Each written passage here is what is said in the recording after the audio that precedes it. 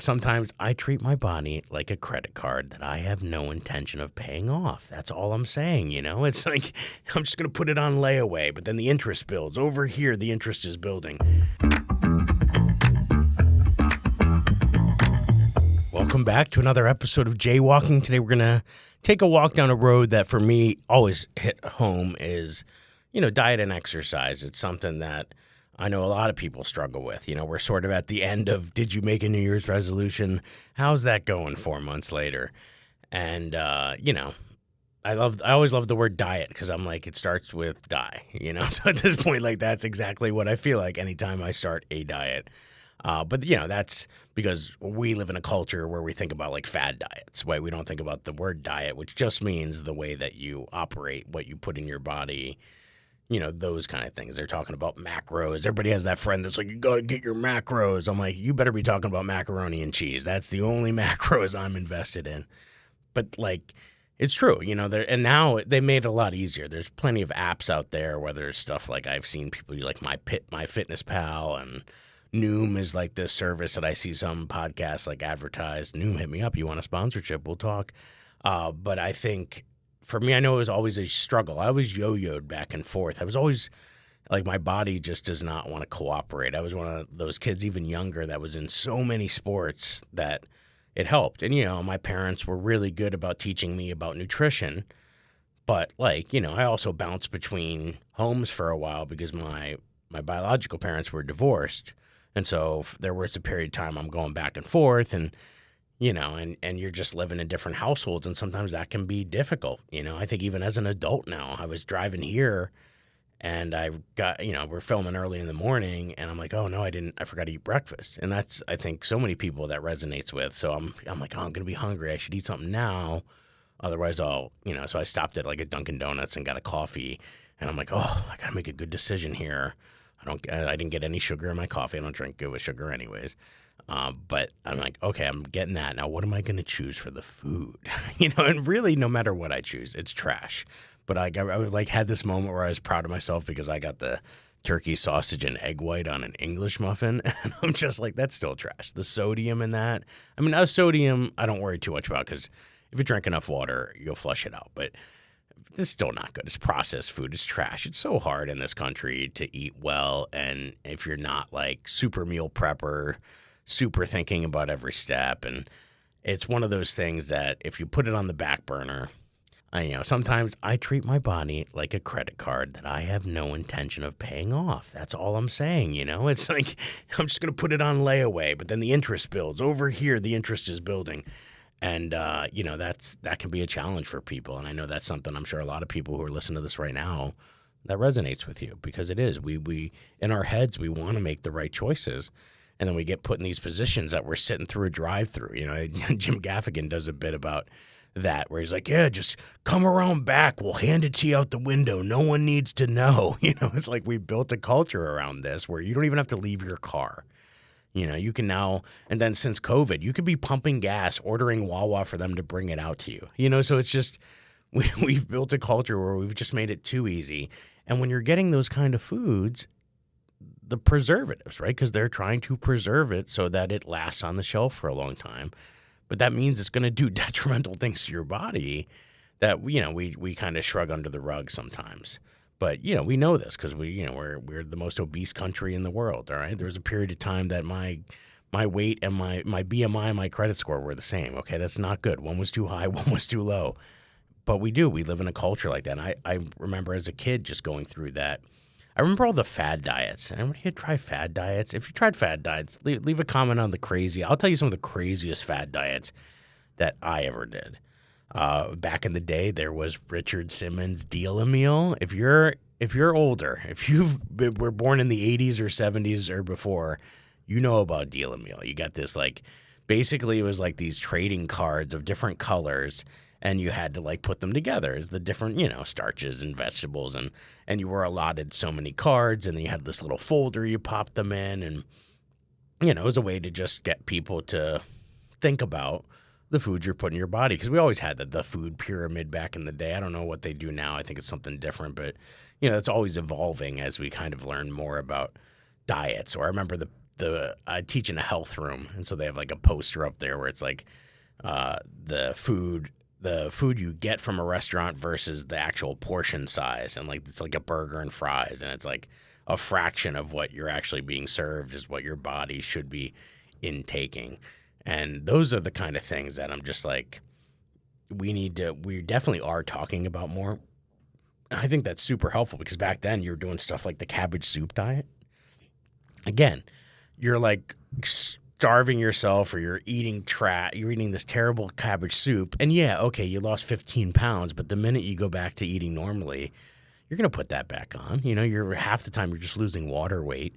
And so it can be like super frustrating. And then when you do, you're like, okay, I'm going to make a decision to not do that. You can't. I was doing stuff like LA Weight Loss, Weight Watchers is a popular one, Jenny Craig. I mean, tried them all, and there's a reason a lot of them don't work. And I know a lot of people now are doing stuff like Ozempic, right? They're doing the shot. That's the big topic, Wegovy, all of those things that I think were like originally designed for something else, like insulin management. But I was, and then some people get the surgery. I've known people that have gotten the surgery where they put like the band around your stomach to like, I'm like, to me, that just, if I get to a part where, and maybe I will someday, but I hope not, I would just want to believe that I can mentally put myself to all of those things, and when you do that, man, that's challenging. The first time you're like, I'm going to think about everything I put in my body, like every fork, every dash, every handful of chips out of the cupboard. And that can be exhausting to think about all of that. Like I was tracking it because I'm in this competition with another comedian right now where like we Venmo'd another comedian like money through to like put as a pot. And then after 16 weeks, whoever percentage wise of body fat lost gets the money. So like I'm like thinking about, I'm driving all these mics and I'm like, and I'm trying to stick to the diet and not eat. And I'm driving in the woods, but I'm seeing pizza shops that don't exist, like mirages showing up on the side of the road. Then I'm seeing all these trees, and I'm like, are the Keebler elves in there? If I open that tree up, will I get cookies? Your brain starts going crazy. It's like when you're in a frat party and everybody's like, yeah, let's go to the strip club. And you're like, Chastity likes me for me, man. And it's like, you'll believe anything in that moment.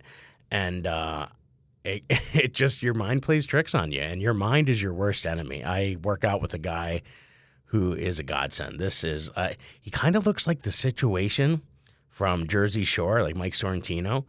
And he's actually, like if you watch Jersey Shore, which you've listened to a previous episode, I do.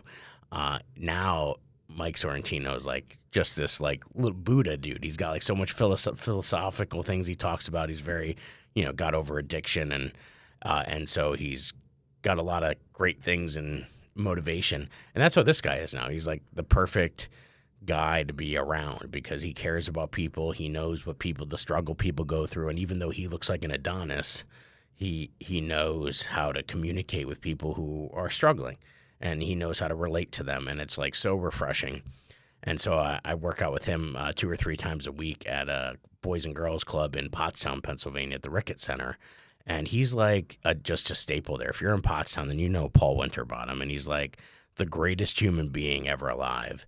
And he also is a huge Superman fan. He actually dresses up as Superman like during Halloween and like goes around to like organizations, and he brings his Justice League. He has other people dress, like his fiance dresses up as like Wonder Woman, and they has a guy that dresses up as the Flash and Hulk, and they go around and kind of bring joy to maybe visit a hospital, do different things like that. And so he's just a great human being. And he helps me a lot because not only with the physical stuff, but just I go to him just mentally because as we're working out, we're also talking about stuff and creating a meal plan that works for you so that you're like a furnace, you're like putting stuff in that you're going to use. Because really that, as much as that was a joke about the credit card bit, that's what I mentally had to think about for my body. If I have this much money to spend, okay, and here's where I'm going, and here's what the things cost. So if I'm going to Dunkin' Donuts and I'm going through the drive-through, then I'm going to Louis Vuitton versus Target, right? So like I need to go to Target or I need to go to Dollar General so that I can get more bang for my buck, And so, filling up your plate with green veggies all day long, and you could still go out to restaurants. Like I know one of my favorite things to do when I'm on the road, Like, because I have to be simple. Like, I'm making so many other decisions. I'm trying to create content. I'm trying to do jokes. I'm trying to do so many other things. If I'm consumed with thinking about my diet, then you can get depressed really easily. You can get in a position where then you're not feeling creative. And I don't want that to happen. But also, if you don't fuel your body properly, you're not going to reach your full potential. So it's a real kind of catch-22. So what I do is I just say to myself, okay, breakfast is easy. I don't care if you go to the Hampton Inn or wherever. They all have oatmeal. They all have fruit. They all have yogurt. That's an easy thing. I know for me, it's just a matter of getting there and doing it. If I think about it, my brain will convince me otherwise. So the best thing I do is shut my brain off, and I just let my hands put things in my mouth that it's allowed to do. That sounded weird, out of context. That will never be a clip, I hope. I think I just made it a clip. In any event, you just sort of just do. I just tell them, I stop my brain. I say, no brain, no Satan, not today. Because it's like that Looney Tunes commercial. You got the angel on the one shoulder, you got the devil on the other shoulder, and you're in this battle. And that battle's going to beat you down emotionally, And so I just do. Let me get something in my body, because then once it's in my body, I'm full, and then it's over with, right? It's like the scenario of the guys going out on a guy's night, and then all of a sudden, trashy TV alert. So after I was talking about the trashy TV I watch on the other one, so I finished Love is Blind, and then somebody said, you should watch Temptation Island. I have standards, and that's just straight up trash because they're basically going here and putting with their significant other, and then they're separating and going in a house full of singles. That's what's happening when you're on the road and you're on a diet. You're like, I'm going to take this diet that I love, and I'm now going to go on the road and go to these restaurants and be tempted, So breakfast easy. I know what I'm getting at I just get it in my body. And sometimes I just take Quest bars with me. I don't know if you ever had these, but I'll take Quest bars. You can pop them in the microwave for like 10 seconds, and they'll like soften up. And then I'll just have it with a cup of coffee, and it kind of like melts it, and it tastes really good. And I have that. Once I have it in my body, I'm like, it's like, okay. It's like the guy that's afraid he's going to go, out and meet a girl and cheat on his girl. It's like, all right, well, just go do your business in the shower real quick before you go out, and then you'll be fine. You won't be thinking about it. So I just have the Quest bar, have it with the coffee, and then I'm good to go. I've started my day strong. I can be proud of myself. And then lunch is easy. Lunch is like, all right, every place has a salad with chicken. Get a salad with chicken, oil and vinegar, load it up with tomato and all the other stuff. You'll be full. Done. Game over. Then at night, if you can, go to like a steakhouse. Go to a steakhouse, get a nice cut of steak, get a double order of broccoli, and get a sweet potato with all the cinnamon sugar stuff off of it. You do that, you're going to be full, you're going to be great, easy. And then just live that. Like I'm just like, you know what, when I'm on the road, that's what I'm going to do. And I know the end result if I do that. It's when you're like, they got cheesesteaks here. Let me try one of these. It gets, but I won't get the fries. The damage is done. So it's like, you just got to think about it economically speaking. Like treat your body like a credit card. If you do that and don't use credit, use debit, right? You got to debit, you got to have it in the account. Otherwise, you're not using it. And that's something I want, to teach my daughters. My youngest and I, we actually went to a nutritionist recently, and we sat down and just kind of went through what a balanced meal should look like and meal ideas. And they took us through, like they asked her favorite foods. And then from that, they were able to use the system to filter some ideas. And then, we just went and bought a bunch of the ingredients for some of the things that she wanted to try, like her favorite fruits and Greek yogurt. And so that's good. I feel really positive about making good choices. And I don't want to do fad diets with her, because that's something that my parents did with me. And, that's what they thought was best. I mean, at the time, that's what we were doing. But now I don't want to shame her. I don't want her to think about it. I just want her to think about the positive things.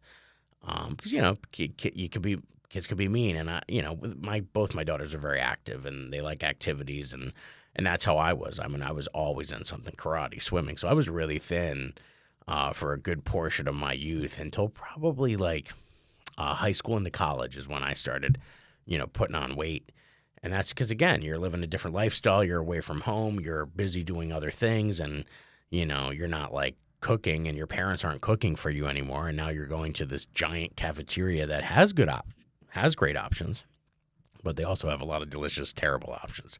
And it's just so easy to get into that habit of ordering pizza or going out for beer and wings, and that's what happens. We don't think about it, and so that could be a scary thing. I'm hopeful that my daughters will develop some healthy habits. They'll see us modeling good habits, and we can do that. I mean, heck, we're doing it for our dog. Even our dog's on like a diet where we're cooking for him and cooking for her and making sure she's getting all the good nutrients. Because if you just get the dog food, the dry dog food, like, it's apparently trash. We had a dog trainer come over when we first got her and was just giving us the full TED talk on how bad these dry foods are because of the heat, and they burn all the nutrients out of them, and filler and yada, yada, yada. So we found some decent things. Sometimes we'll just get meats that are like chicken that's really cheap, and just, cook it enough with no seasoning and add it with rice and vegetables, and there's certain things they can have. So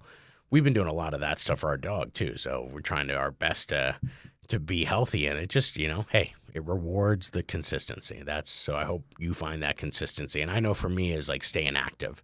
When I was coaching baseball, I mean, if I have a ball in my hands, I will run. Otherwise, I only run when I'm being chased. And at my size, I don't get chased a lot. So it's one of those things where it's like, you got to trick your brain into doing it. And, binging trashy TV a lot of times, like people who binge, you got to get up and move. So like if I watch a full episode of something, then I'm like, all right, now I got to go do something. Got to go take the dog for a walk. Got to go wash the dishes. Got to move around a little bit, because I think that happened during COVID for a while. I was joking that I put on the pandemic pounds over COVID, and I'm just going to keep it on as a souvenir, never forget. But we're at this point where it's like, COVID's done. All right, now it's over. We're back to normal lives. But we were, like my wife and I, we stopped cooking. We were so busy. I was working 2 jobs. I'm working for the school district during the day. So then you just start door dashing at that point. You're like, well, I'm supporting local business. And you're like ordering DoorDash. And I'm just like, it just was like, they were the first responders in my house. You know what I'm saying? And everybody was all banging pots and pans for nurses. No, I was in my driveway with a fork and a plate looking for Bryce in a white Honda Civic. And I think a lot of people did that. And then we started doing like HelloFresh for a while. Just one of those services where you pick the meals and then they send you the ingredients you need, and they send you just enough. So that was like perfect for like portioning. But the problem we were running into was that, like, my mom was living with us. We had 2 small children, and then Amanda and I. It was good for Amanda and I. Like, we could eat anything, but we couldn't find something that my mom would also eat and the girls would eat. And so we ended up making 3 different meals every night. So it was just super frustrating. And Alicia had a lot of food aversions. I mean, food therapy is an issue. If you tuned in last episode, I was talking about autism. Alicia, one of her challenges was food therapy. And so she just was very picky about the textures and could taste if things were different. Luckily, for a while, we could convince her that anything was chicken and she would try it. Like, even if it wasn't, we went to Spain and it was like chorizo, and we're like, oh, it's Spanish chicken. Or it's Spanish hot dogs. And, because there were only a few items. And we used to go to a place called TheraPlay. I don't think it's there anymore, but it was in Limerick. And it was food therapy. So basically, your job as the parent was to bring in a non-preferred food. And you would bring the non-preferred food. They would take your kid in the back. And then 30 minutes later, they would come back and they would say, oh, yeah, she ate it all. And I'm like, what sorcery are you doing back there, to do this? And like the woman's like, well, we start with some light touching and some light kissing. I'm like, I'm sorry, you started with what? And she meant the food. They were like, they get them desensitized to the textures of the food. So they literally are playing with the food. And so at first it was like, touch the food. And then we play with a toy. And so it's like this back and forth of distracting them to the part where they eventually get desensitized to just touching it, holding it. And then they kiss the food, and then they take a mouse bite, and then they take a horse bite. And it's exhausting. But like they made a video one time, because if we were in the environment, they didn't want us in the environment back there. They wanted to be able to do it in a vacuum, so to speak. So they recorded it for us so we can kind of see how they did it, because I'm like, well, I need to learn. So dinner every night became like I was going to war. Like we were gearing up for war. I like dinner every night was such a a pain because like you had to do these things and make it a lot longer, and it worked because now she's eating a bunch of different things. She just tried. You'll see us sometimes. I post Alicia reviews food, kind of like a Barstool Sports guy. And one bite, everybody knows the rules. But she, because she wouldn't try new food, so it's like super cool when she'll try new foods, and she loves rating them. I took her to New York, and obviously got a New York hot dog and a New York pizza, and I'm like, recording her and asking her what she thinks, and it's so funny to watch her take a bite. She's really thinking on it, and she always rates it. She's like, "It's great, good, okay, 5 out of 5."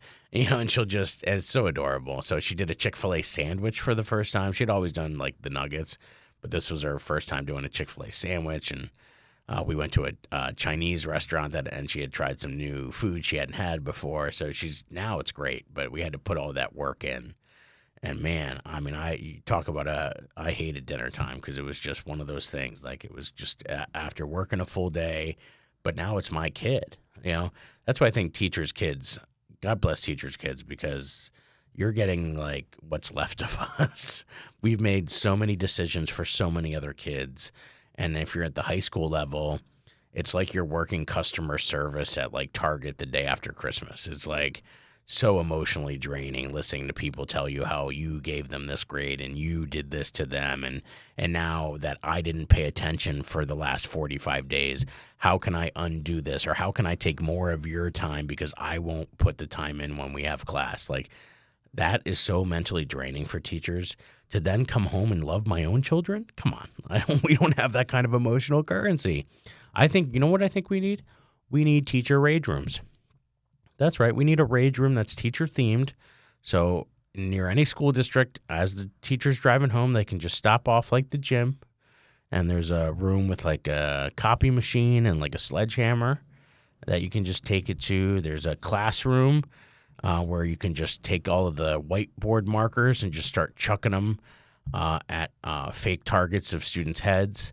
And then there's a room at the end, it's like an escape room. And if you kind of like American Gladiators obstacle course, and then like to escape out of it to go home, the final stage is you go into your principal's office waiting for your observation meeting, but he's not there. So you just take a dump on his desk and then you go home, and you just feel relieved. And that's what we need to do so that teachers are ready, because, they'll start their nonsense. I'm losing my cool with them immediately. And it's because I'm bringing all of this other stuff home, and then all of a sudden I got to think about what to make for dinner so it's all of that fatigue. And then you got to really preserve yourself so that you make proper decisions, also with food and exercise. When are you going to exercise? Some people do it before.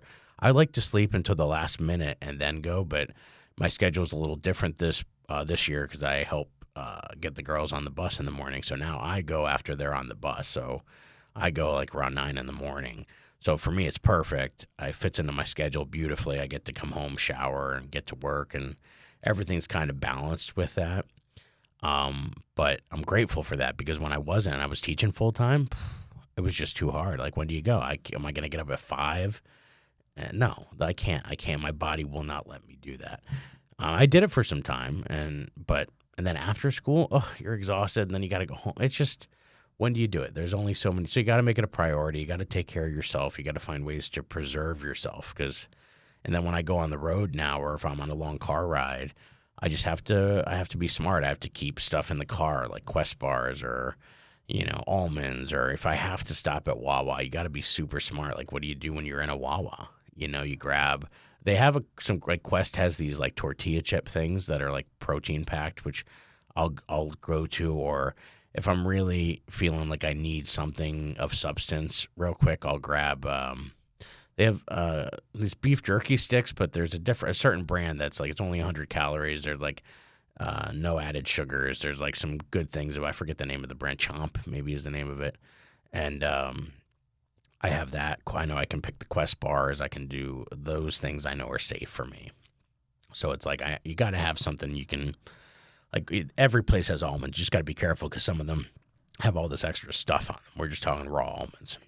And even that, like, am I satiated? No, but at least you're doing something. I used to be a cigarette smoker back in the day, and I think that was easier because then they have this fixation or this oral fixation that you're sort of satisfying, because most people, I think, when they quit smoking, they can taste food all of a sudden. And so now they're like, oh, I got to eat more food. It tastes so good now. That's what I noticed too, because I'll go to some places. I played a couple bars that still allow smoking in 2025, which is bonkers to me. But I did a show recently in Allentown, and then there's a place up in Pottsville that I perform at where they allow smoking in. And now I'm like, oh, how was I ever a smoker? Like, I leave there and like my throat sore. My clothes smell. My car smells from me sitting in it for the next hour and a half driving. Like, I was like, man, that was my life. I was smoking in my car. I was doing it all the time. And I think once I quit, that was something where you're like, oh, food's good. Or like, I'm used to going out for a cigarette break, so I'm just going to go, pop some M&Ms in my mouth or whatever. Thankfully, I'm a savory guy. Like, I'm not a dessert guy. Like, this is not a body by dessert. This is a body by cheesesteaks. I'm like a very savory guy. Because I was joking with my mother-in-law that she always does this thing where when it's your birthday, you get to pick the dessert for your birthday dinner. And so for mine, I said, oh, cheesesteak. And she's like, oh, you want cheesecake? I'm like, no. I said I would much prefer an extra helping of dinner than that. So she actually got me a cheesesteak one year. So it was everybody else was getting ready for their dessert. It was like chocolate cake. And then out came a cheesesteak for me. So I was like, that was pretty awesome. But like that's my devil, is the savory, salty. I love that kind of stuff. And I don't like breakfast foods really. So like that's why in the morning, I used to work at a Perkins when I was in high school, and I would work like 7 to 3. And because we would get a rush around 8 and 9 on the weekends, they would give me my break at 7:30 in the morning. So I would order a hamburger, or something like that. But I've always been a savory guy. So, and I'm always like, and I always hate when a place gives you too much food. So restaurants, you got to stop doing that. That's because then I take it home, and those leftovers, I mean, they're like vampires. There's no way they're going to see the light of day. I mean, I'm going to finish that before the night is. And that's the other thing. I don't know if anybody else does this, but that whole do you ever walk into your kitchen at night and then somehow you open the fridge and you don't even know how you got there? Like, that happens to me all the time, where it's like that light in that fridge and somehow it hypnotizes me and I become a honey badger. Like, I just so I think that happens for a lot of people, where the self-control, the nighttime routine. I mean, if I'm coming home late from a gig, I think if anybody's got a weird schedule like that, and I know what's worked for me is I got to write it out ahead of time. I got to be like, oh, this is when I can eat. These are when my meals are. You just gotta think about it a little bit more. I think that's the bottom line, is if we're a little bit more thoughtful, because there's other areas where you're probably giving too much of yourself. There's probably people in your life that are draining you, that don't deserve your energy. And so I think the best thing I'm going to do is I'm going to take an inventory of myself and say, all right, where am I giving too much of myself? And I can taper some of that back, because I need that, I need to be able to distribute that energy towards a goal that's going to keep me healthy and happy and able to do all the fun things that I love doing. And so I hope that for you guys too. I hope that you find the system that works for you. And it may be different, but at the end of the day, we know the maths. We just have to put the time in it and fill out the equation properly. So, hey, we're going to be jaywalking all through that as well. So I hope you enjoyed the episode. Stay tuned for more. I'll see you next week.